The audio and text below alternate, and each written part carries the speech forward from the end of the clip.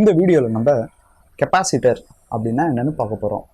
Capacitor அப்படின்னா என்னன்றதை நான் உங்களுக்கு இந்த பாட்டிலை வச்சு செஞ்சு காட்ட போகிறேன். ஸோ இந்த வீடியோவை முழுசாக பாருங்கள்.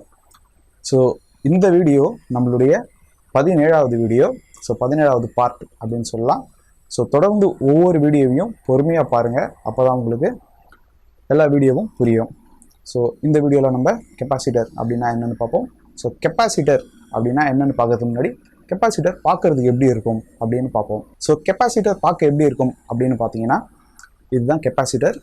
இதை நீங்கள் எங்கெல்லாம் பார்க்கலாம் அப்படின்னா நம்ம வீட்டில் ஃபேன் இருக்கும், சீலிங் ஃபேன். அந்த சீலிங் ஃபேனில் பார்த்தீங்கன்னா இந்த மாதிரி ஒரு பொருள் இருக்கும். இதுதான் கெப்பாசிட்டர். இது வந்து ஏசி கெப்பாசிட்டர். அதே வந்து எலக்ட்ரானிக் சர்க்கியூட் போர்டில் பார்த்தீங்கன்னா இந்த கருப்பு கலரில் இருக்குது பார்த்தீங்களா, இதுதான் கெப்பாசிட்டர். இது வந்து டிசி கெப்பாசிட்டர். ஸோ இந்த கெப்பாசிட்டர் எதுக்கு யூஸ் ஆகுது அப்படின்னு பார்த்தீங்கன்னா இது ஒரு மின் தேக்கியாக செயல்படுது. ஸோ கரண்ட்டை ஸ்டோர் பண்ணி வச்சுட்டு கரண்ட்டுடைய ஃப்ளோவை கான்ஸ்டண்ட்டாக மெயின்டைன் பண்ணுறதுக்கு இது யூஸ் ஆகுது. அதாவது நிலையான ஒரு மின்னோட்டத்துக்கு இந்த கெப்பாசிட்டர் யூஸ் ஆகுது. ஸோ இது எப்படி செயல்படுது அப்படின்றத நம்ம டயக்ராமில் பார்ப்போம். ஸோ இந்த டயக்ராமை பாருங்கள். இந்த டயக்ராம் தான் இப்போ நம்ம கெப்பாசிட்டர் அப்படின்னு நினச்சிப்போம். ஸோ இது ஒரு தண்ணி டேங்க். இந்த தண்ணி டேங்க்கில் தண்ணி ஊற்றிக்கிட்டே இருக்குது. இந்த தண்ணி டேங்க்கு நிரம்பிக்கிட்டே வருது. ஒரு பக்கம் இந்த தண்ணி டேங்க்கில் இருந்து தண்ணி வெளியேறிக்கிட்டே இருக்குது. ஸோ இந்த தண்ணி டேங்க் இப்போ ஒரு குறிப்பிட்ட அளவுக்கு நிரம்பி இருக்குது அப்படின்னு வச்சுப்போம்.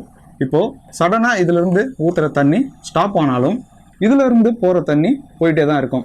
ஸோ இதில் இருக்கிற தண்ணி கொஞ்சம் கொஞ்சமாக கீழே இறங்கிட்டே வரும். அது வரைக்கும் இதில் இருக்கிற தண்ணி ஃப்ளோ ஆகிட்டே தான் இருக்கும். ஸோ இது ஃபுல்லாக காலியாகிறதுக்குள்ளே இதில் இருக்கிற தண்ணி திருப்பி ஊற்ற ஆரம்பிச்சிருச்சு அப்படின்னா திருப்பி இந்த டேங்கை நிரம்பிகிட்டே வரும். ஸோ இதிலிருந்து தண்ணி விட்டு விட்டு வந்தாலும் இதிலிருந்து ஃப்ளோ ஆகிற தண்ணி கான்ஸ்டண்ட்டாக ஃப்ளோ ஆகிட்டே தான் இருக்கும். ஸோ இதை தான் கெப்பாசிட்டர் பண்ணுது. ஸோ கெப்பாசிட்டர் என்ன பண்ணுது அப்படின்னு பார்த்தீங்கன்னா கெப்பாசிட்டர் எலக்ட்ரானை ஸ்டோர் பண்ணிக்குது. ஸோ இது ஒரு மின் தேக்கியாக செயல்படுது. ஸோ கரண்ட் இங்கேருந்து இப்படி வருது. இப்படி வர கரண்ட்டை இந்த இடத்துல ஸ்டோர் பண்ணுது. அப்படி ஸ்டோர் பண்ணுற கரண்ட்டை இது வழியாக வெளியே விடுது. ஸோ இதிலேருந்து வர கரண்ட் கொஞ்சம் நேரத்துக்கு ஸ்டாப் ஆனாலும் இதில் தேக்கி வச்சுருந்த எலக்ட்ரானை இது வெளியே அனுப்பும். ஸோ கரண்ட்டுடைய ஃப்ளோ விட்டு விட்டு வந்தாலும் கெப்பாசிட்டர் கரண்ட்டுடைய ஃப்ளோவை கரெக்டாக மெயின்டைன் பண்ணிட்டு இருக்கும். ஸோ இதுதான் கெப்பாசிட்டர். ஸோ இது எப்படி செயல்படுது அப்படின்றத இன்னும் டீட்டெயிலாக இந்த டயக்ராமில் பார்ப்போம். ஸோ இந்த டயக்ராமை பாருங்கள். இந்த டயக்ராம் தான் நம்ம எல்லா வீடியோலையும் பார்த்துட்டே வரோம். ஸோ இதை சிரிஞ்சினும் இதை வீல்னும் இது ரெண்டு பக்கம் டியூப் அப்படின்னும் இதுக்குள்ளே இருக்கிற தண்ணி எல்லாமே ஒரே அளவில் ஒரே அழுத்தத்தில் இருக்குது அப்படின்னும் நான் சொல்லியிருப்பேன்.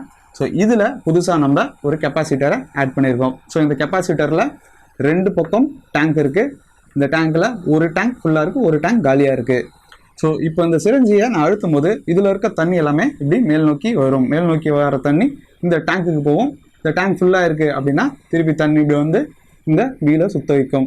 ஸோ ஒரு பக்கம் அழுத்தம் அதிகமாக இருக்கும், ஒரு பக்கம் அழுத்தம் கம்மியாக இருக்கும். ஒரு பக்கம் தண்ணியோடைய அளவு அதிகமாக இருக்கும், ஒரு பக்கம் தண்ணியோடைய அளவு கம்மியாகும். ஸோ ஏன்னா இந்த வீல் வந்து சுற்றுறதுக்கு இதிலேருந்து போகிற அழுத்தமும் தண்ணியும் யூஸ் ஆகுது.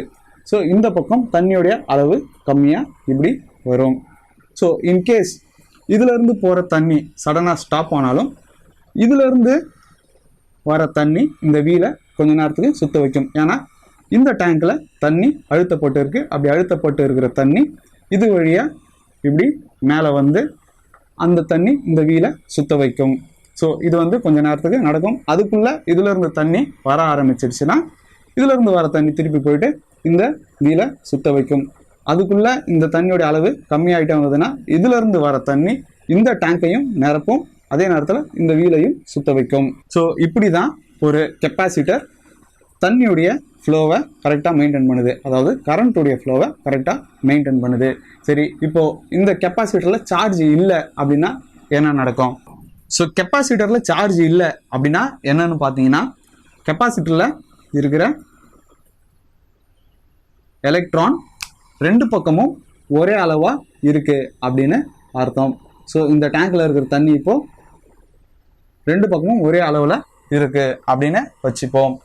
இப்போது நான் இந்த சிரஞ்சி அழுத்தும் போது என்ன ஆகும்னா இதில் இருக்க தண்ணி எல்லாமே இப்படி இறங்கிடும். அப்போது இந்த பக்கம் காலி ஆகிடும். ஸோ இதில் இருக்க தண்ணி எல்லாமே மேலே போய் இந்த டேங்கை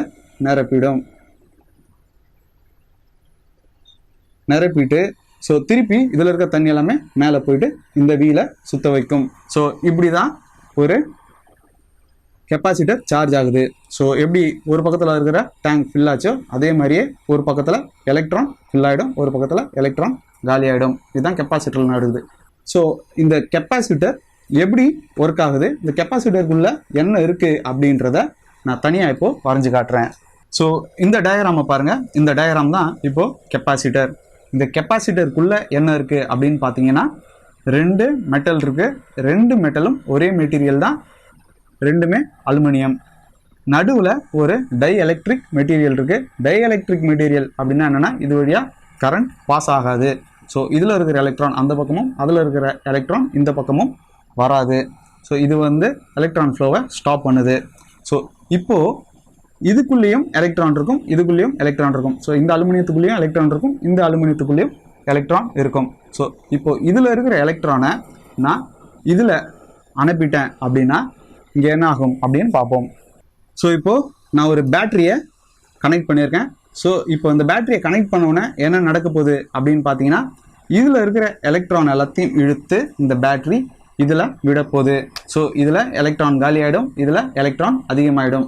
ஸோ இது ப்ளஸ்ஸாகவும் இது மைனஸாகவும் மாறிடும். ஸோ எலக்ட்ரான் அதிகமாக இருக்கிற பக்கம் தான் மைனஸ். ஸோ இந்த பக்கம் மைனஸாகவும் அந்த பக்கம் ப்ளஸ்ஸாகவும் மாறிடும்.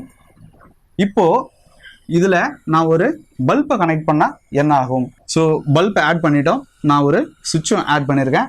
இந்த சுவிட்சை நான் ஆன் பண்ணோன்னே இந்த பேட்டரியில் இருக்க எலக்ட்ரான் எல்லாமே இப்படி போகும். ஆல்ரெடி இங்கே எலக்ட்ரான் இருக்குது. ஸோ இந்த எலக்ட்ரான் மேலே போயிட்டு பல்பை எரிய வச்சுட்டு திருப்பி இப்படி வந்துடும்.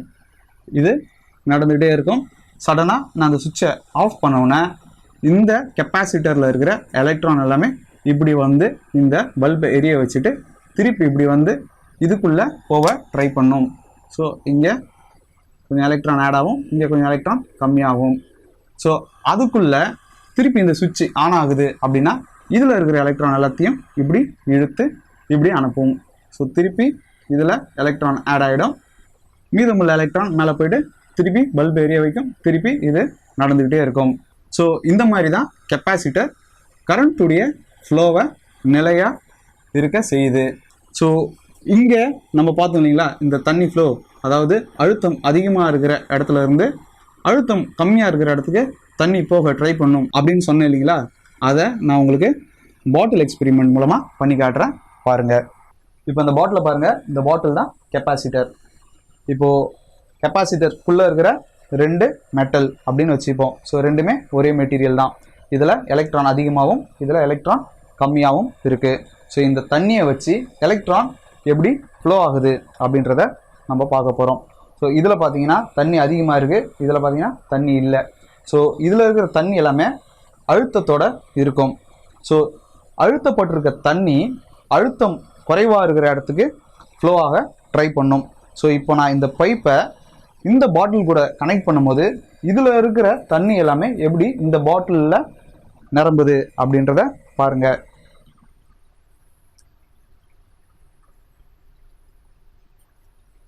இப்போ நான் இதை கனெக்ட் பண்ண உடனே இதில் இருக்கிற தண்ணி எல்லாமே தானாகவே இந்த பாட்டிலை நிரப்புது. எதனாலனா இதில் அழுத்தம் அதிகமாகவும் இதில் அழுத்தம் கம்மியாகவும் இருந்தது. ஸோ அழுத்தம் அதிகமாக இருந்த தண்ணி அழுத்தம் கம்மியாக இருக்கிற இடத்த நோக்கி ஃப்ளோ ஆகுது. ஸோ இதுதான் கெப்பாசிட்டர்லேயும் நடக்குது. ஸோ இப்போது தண்ணி ஒரே அளவில் வந்துடுச்சு. ஸோ சார்ஜ் இறங்கிடுச்சு அப்படின்னு அர்த்தம். ஸோ இப்போது சார்ஜ் ஃபுல்லாகணுன்னா என்ன பண்ணோம், திருப்பி ஒரு மோட்டரை கனெக்ட் பண்ணி இதில் இருக்கிற தண்ணி எல்லாத்தையும் இதில் ஏற்றணும், இதை காலி பண்ணணும். அப்படி காலி பண்ணிவிட்டு இதில் தண்ணியை ஃபில் பண்ணோன்னா இது சார்ஜ் ஆகிடுச்சு அப்படின்னு அர்த்தம்.